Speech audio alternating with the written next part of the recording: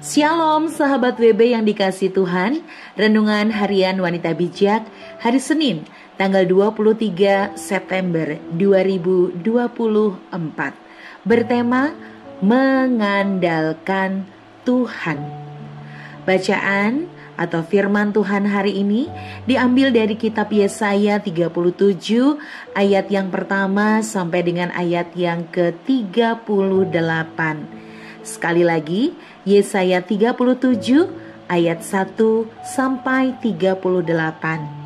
Sebelum bersama-sama kita mendengarkan sabda Tuhan, marilah kita bersatu di dalam doa.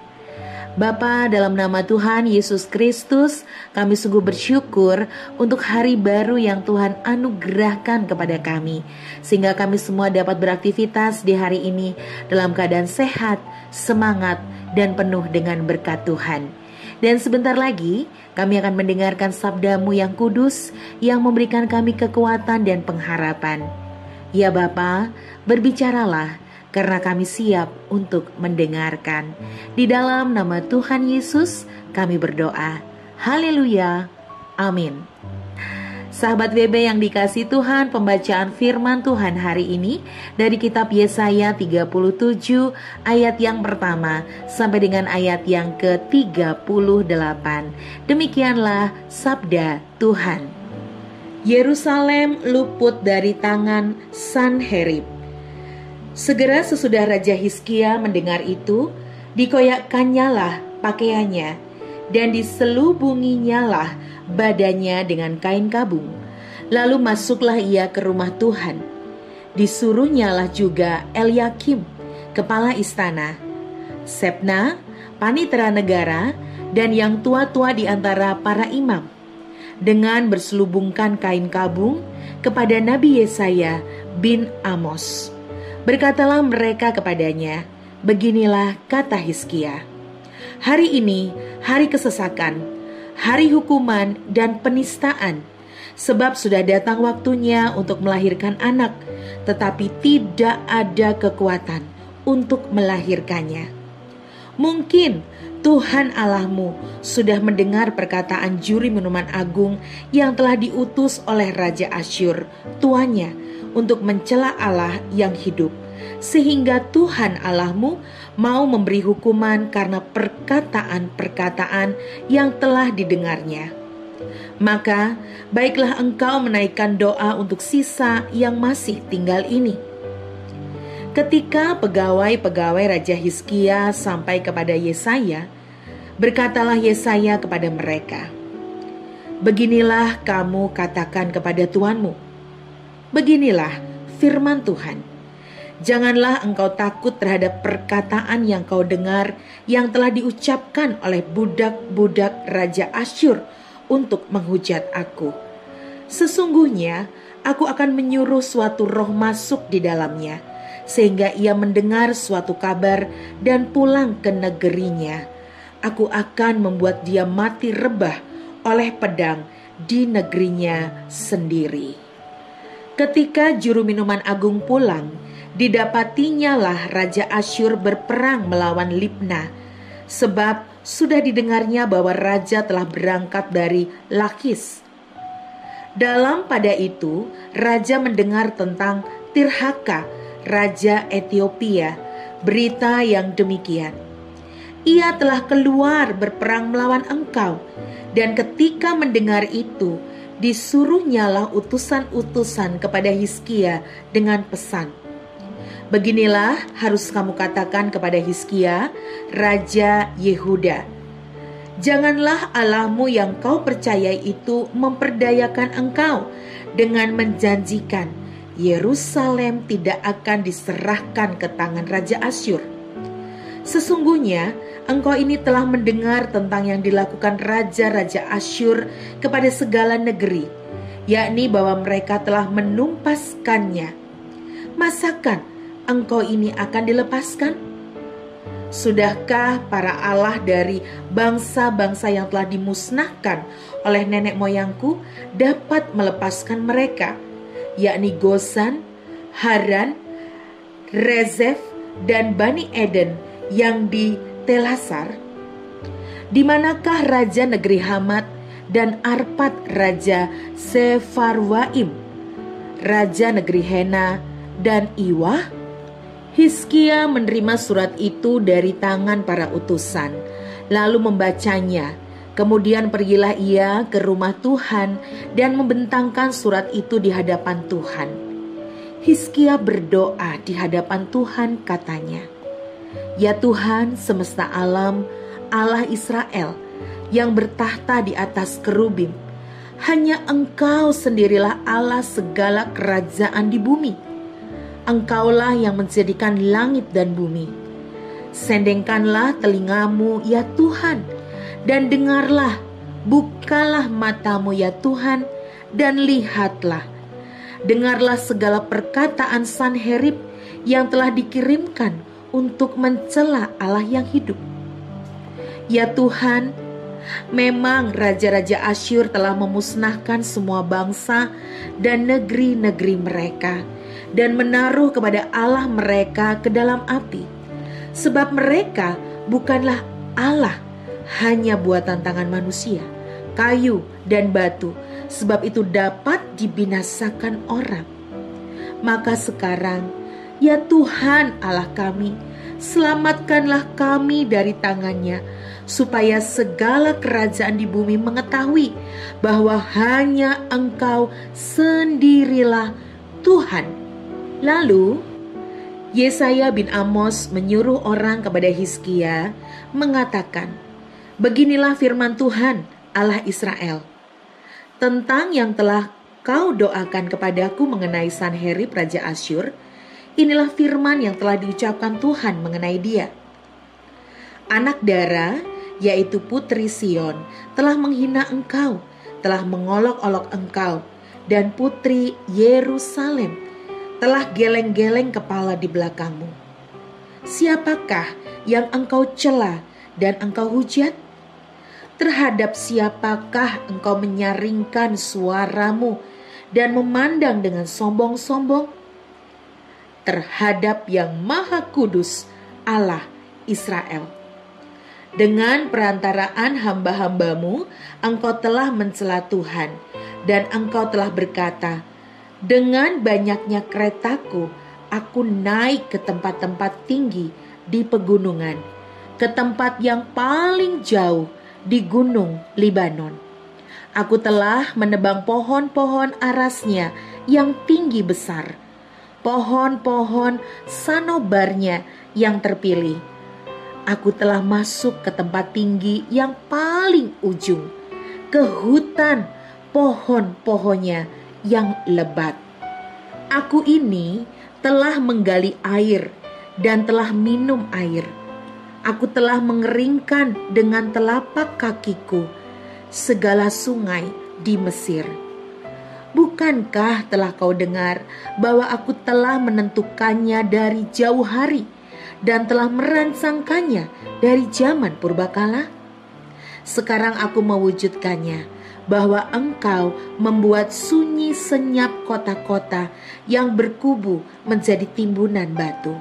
Sedang penduduknya yang tak berdaya menjadi terkejut dan malu. Mereka menjadi seperti tumbuh-tumbuhan di padang dan seperti rumput hijau, seperti rumput di atas sotoh atau gandum yang layu sebelum ia masak. Aku tahu jika engkau bangun atau duduk, jika keluar atau masuk, atau jika engkau mengamuk terhadap aku. Oleh karena engkau telah mengamuk terhadap aku, dan kata-kata keangkuhanmu telah naik sampai ke telingaku, maka aku akan menaruh kelikirku pada hidungmu dan kekangku pada bibirmu, dan aku akan memulangkan engkau melalui jalan di mana engkau datang. Dan inilah yang akan menjadi tanda bagimu, hai Hizkia. Dalam tahun ini orang makan apa yang tumbuh sendiri, dan dalam tahun yang kedua apa yang tumbuh dari tanaman yang pertama. Tetapi dalam tahun yang ketiga menaburlah kamu, menuai, membuat kebun anggur dan memakan buahnya. Dan orang-orang yang terluput di antara kaum Yehuda, yaitu orang-orang yang masih tertinggal, akan berakar pula ke bawah dan menghasilkan buah ke atas. Sebab dari Yerusalem akan keluar orang-orang yang tertinggal, dan dari Gunung Sion orang-orang yang terluput. Giat cemburu Tuhan semesta alam akan melakukan hal ini. Sebab itu beginilah firman Tuhan mengenai Raja Asyur. Ia tidak akan masuk ke kota ini dan tidak akan menambahkan panah ke sana, jika ia tidak akan mendatanginya dengan perisai dan tidak akan menimbun tanah menjadi tembok untuk mengepungnya. Melalui jalan di mana ia datang, ia akan pulang, tetapi ke kota ini ia tidak akan masuk. Demikianlah firman Tuhan. Dan aku akan memagari kota ini untuk menyelamatkannya oleh karena aku dan oleh karena Daud hambaku. Keluarlah malaikat Tuhan, lalu dibunuhnyalah 185.000 orang di dalam perkemahan Asyur. Keesokan harinya, pagi-pagi, tampaklah semuanya bangkai orang-orang mati belaka. Sebab itu berangkatlah Sanherib Raja Asyur dan pulang, lalu tinggallah ia di Niniwe. Pada suatu kali ketika ia sujud menyembah di dalam kuil Nisroh allahnya, maka Andramelech dan Sarezer anaknya membunuh dia dengan pedang, dan mereka meloloskan diri ke tanah Ararat. Kemudian Esarhadon anaknya menjadi raja menggantikan dia. Demikianlah sahabat WB, pembacaan firman Tuhan dari kitab Yesaya 37 ayat 1 sampai 38. Berbahagialah setiap kita yang mendengarkan sabda Tuhan dan melakukannya dalam kehidupan sehari-hari. Terpujilah nama Tuhan.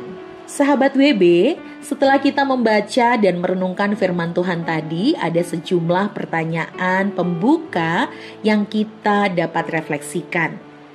Yang pertama, ketika umat Allah dan Raja Hizkia mengalami takut, apa respon mereka dan apa yang dikatakan Nabi Yesaya? Sahabat WB dapat membaca ulang dalam ayat 1 sampai 13.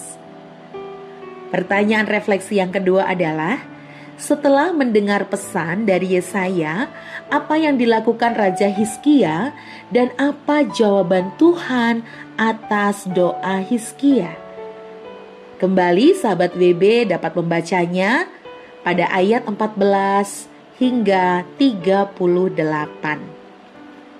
Nah, sahabat WB yang dikasihi Tuhan, Raja Hizkia pada masa itu sedang menghadapi masalah yang berat. Ia mengalami ketakutan dan kekhawatiran. Namun ia memilih berespon benar. Hal pertama yang Hizkia lakukan adalah berdoa. Sebab dikatakan dalam Nas, Hizkia berdoa di hadapan Tuhan, katanya, "Ya Tuhan semesta alam, Allah Israel, yang bertahta di atas kerubim, hanya Engkau sendirilah Allah segala kerajaan di bumi. Engkaulah yang menjadikan langit dan bumi."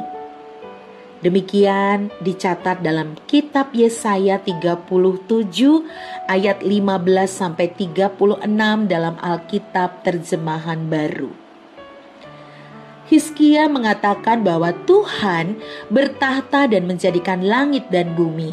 Ia mendeklarasikan bahwa sekalipun dia sedang menghadapi masalah yang berat, sekalipun dia sedang khawatir, Hizkia mengakui bahwa Tuhan jauh lebih besar dari masalah-masalah itu.